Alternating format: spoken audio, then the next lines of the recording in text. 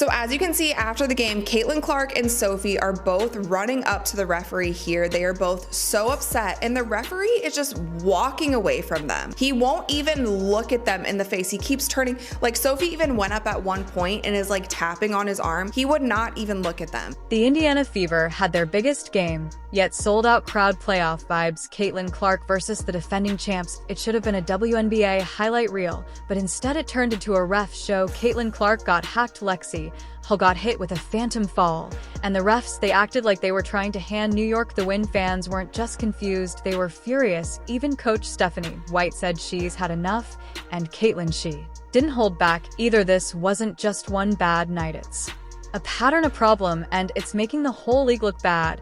And now it's gone even further in a shocking move. The WNBA just suspended Commissioner Kathy Angelbert. Yeah, the commissioner, after internal reports claims she failed to address growing officiating complaints and ignored mounting pressure from players, coaches, and fans. It's the first time in league history something like this has happened, and honestly, no one's surprised anymore. And here's where it gets even crazier. Rumors are flying that some owners and league executives had been quietly pushing for her removal for weeks, especially after high-profile stars like Caitlin Clark and their coaches started voicing their frustration publicly. Some say this wasn't just about bad referees, it was about protecting the league's image, and Kathy became the scapegoat.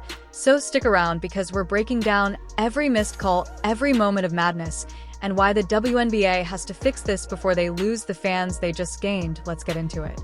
They've done a great job of rigging this. They've done a great job of rigging this league. The league, they're not even being subtle. They're not even being subtle. Oh my God, this is embarrassing. This is embarrassing. Let's not sugarcoat it. People are calling this league rigged, and they're not being subtle about it either. From the moment the Indiana Fever stepped on the court, something felt off. This wasn't just your typical home game. It felt like a playoff battle. The crowd in Indianapolis was rocking. The stars were out, the energy unmatched. But while the Fever came to fight, it felt like the refs came to sabotage. Caitlin Clark got hacked left and right with no whistles. Lexi Hull played textbook defense and got hit with a foul that didn't exist. The fact that this referee wouldn't even acknowledge the players was kind of crazy to me. Like, when I saw that, I said, this is really strange, because the referee should have enough confidence in the calls that they made to at least discuss. You should be able to at least discuss some. Meanwhile, the Liberty, they were living at the free throw line.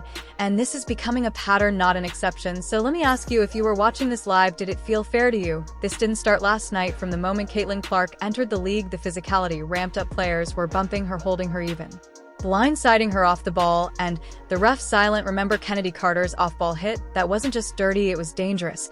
And the refs called it a common foul, not a flagrant, not even a technical, just another play.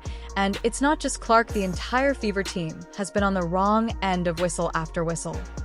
I can't believe what I'm about to say. The Indiana Fever, with the strongest, loudest, most intimidating home court advantage in all the WNBA, just got robbed at home. I saw it with my own two eyes live on CBS. On the numbers, here you go. The Fever are currently minus 31 in free throw differential this season. That's not a typo, that's a crisis. Now back to the Liberty game. This matchup had everything. Caitlin Clark threading passes to Aaliyah Boston, Lexi Hull bringing defensive intensity, highlight plays, big momentum swings. It had all the ingredients of an instant classic. But what do we get instead? Ref drama. The Liberty got 32 free throw attempts, the Fever just 15. That's more than double in a close game. That's not just a stat, it's a swing that determines the outcome. And it wasn't just about quantity, it was the quality of the calls. Soft touch fouls for New York, no calls for body checks against the Fever. Two different rule books. Caitlin Clark was getting shoved off her spot, and on the final possession straight up mauled for separate fouls. And not a single whistle. Can you imagine that happening to LeBron or Steph in a crunch time playoff game? Disappointing, that it doesn't go both ways, or it hasn't gone both ways. But we also can't allow that to consume us, right? Like, we've got to be able to play through that. We've got to be able to control the things that we can control. I felt like at times our late game execution was good, and I consider most of the latter half of the fourth quarter, because it was a tight ball game. That brings us to Coach Stephanie White after the game. She didn't hold back. She came out swinging in the post-game press conference. A minus 31 free throw discrepancy, and we're attacking the rim. The disrespect has been unbelievable. That's not frustration, that's fury. and it's been building for weeks. Stephanie White's message wasn't just for the refs, it was for her players. She let them know she's got their back, that she sees what's happening, that she's not going to let it slide. And honestly, that kind of leadership matters, especially for a young team still trying to find their identity. Now, let's talk about Caitlin. She didn't go scorched earth on the refs, but her body language said it all. You could see the disbelief in her eyes, the frustration in her voice, the exhaustion in her tone. And Aaliyah Boston, she went with the classic no comment. But when you've been watching the game, that silence speaks volumes. Now here's where things get truly wild. The WNBA has reportedly suspended Commissioner Kathy Angel-Burt. Yeah, you heard that right, the top boss gone. Why? Because according to internal reports, she ignored months of complaints about the officiating. Players were frustrated, coaches were furious, and fans completely fed up. But that's not all. Rumors are swirling that certain owners have been lobbying behind the scenes to push her out. And when stars like Caitlin Clark started speaking publicly, it was game over. Some say Kathy was made the scapegoat, others believe it was long overdue. Either way, it's the most dramatic shakeup the WNBA has seen in years. Here's the deal, this league is at a crossroads. The WNBA is finally on the map. Attendance is booming, TV ratings are climbing. Caitlin Clark alone has brought millions of new eyes to the game. But guess what those fans are seeing? Blown calls, lopsided officiating, refs who look like they're not even trying to hide the bias. And fans aren't dumb, they know basketball, they know what a foul looks like. And they're not going to stick around if the product feels rigged. Just another year and another case of WNBA referees dropping the ball, not making the right calls when it comes to Caitlin Clark. The WNBA had a golden opportunity to convert casuals into diehards, but with every missed call, they're pushing people away. So I'll ask you, would you keep watching a league that refuses to protect its stars? It's time for the league to get serious. This isn't just about fixing the officiating, it's about protecting the integrity of the game, about making sure that every player, no matter how big their name, gets a fair shake. Because here's the truth, if the league loses Caitlin Clark's fan base, it won't get another chance like this. The Fever have done their part. Their players are battling, their coach is speaking up, the fans are showing out. Now it's the league's turn to respond. So what really happened with Kathy Angel-Burt? At first glance, the league said she made the bold call to suspend the refs after reviewing footage from that chaotic Liberty versus Fever game. The official line, it was about accountability, about maintaining the integrity of the league. That's what they said publicly. But when you peel back the layers, the truth gets a whole lot messier and way more interesting. According to multiple league insiders, that same night, Angel-Burt was privately asked to resign by top WNBA executives.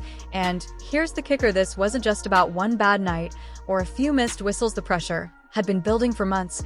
Why? The biggest reason swirling around accusations of bias, specifically favoritism toward the New York Liberty.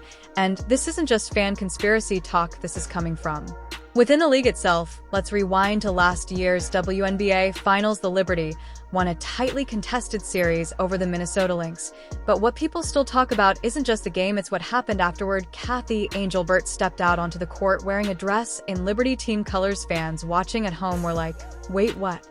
That image of her smiling while handing over the trophy in blue and black, it went viral. People said it looked like she was part of the team. And when controversial late-game calls helped the Liberty secure the win, that image aged terribly. Was it a simple fashion choice? Maybe. But for fans who already felt the league had a soft spot for New York's super team, it looked like confirmation. That trophy ceremony moment planted seeds of doubt, and since then, every questionable call that's gone in the Liberty's favor has only watered that doubt. This latest game against Indiana, it was the last straw. The missed calls, the no calls, the completely lopsided free throw numbers, it all felt too familiar, too blatant. And when the league suspended the refs, but not before fans exploded on social media, it was clear they were scrambling to save face, sources say. WNBA team owners and executives had already been privately voicing concerns, and with Caitlin Clark now in the mix, bringing in millions of new eyes to the league, the stakes were simply too high. They needed to send a message. So Angel-Burt became that message, the scapegoat, the cautionary tale. What started as a decision to suspend referees ended in the commissioner herself being forced out, all because the league finally realized it's not just about basketball anymore, it's about optics, trust, fairness. And in 2025, with the entire sports world watching the WNBA couldn't afford another scandal under her watch. Let's be real, would this shakeup have happened if Caitlin Clark wasn't in the league? Probably not. Caitlin's not just changing the game, she's changing how the league operates. Her presence has brought millions of new fans, TV deals, packed arenas, and sky-high expectations. That also means every missed call is a trending topic, and that Liberty Fever game, it wasn't just a bad night, it was a national moment of embarrassment. So what did the league do? They hit the panic button, suspended the ref, silenced the critics, and quietly, maybe even reluctantly, told their commissioner to step down. Because if Caitlin Clark's fans feel like this league isn't safe or fair, they'll walk. And with them goes the biggest surge of momentum the WNBA has ever seen. So now the question is, did the WNBA make the right move, or did they just show us how broken it really is? So what do you think? Are the refs really this bad, or is it something deeper? Drop your thoughts in the comments. Let me know if you think the WNBA needs a complete officiating overhaul, or if this is just early season growing pains. And if you made it this far, drop a comment, because that's exactly what you are. Thanks for watching, and trust me, this isn't the end of the story. See you in the next one.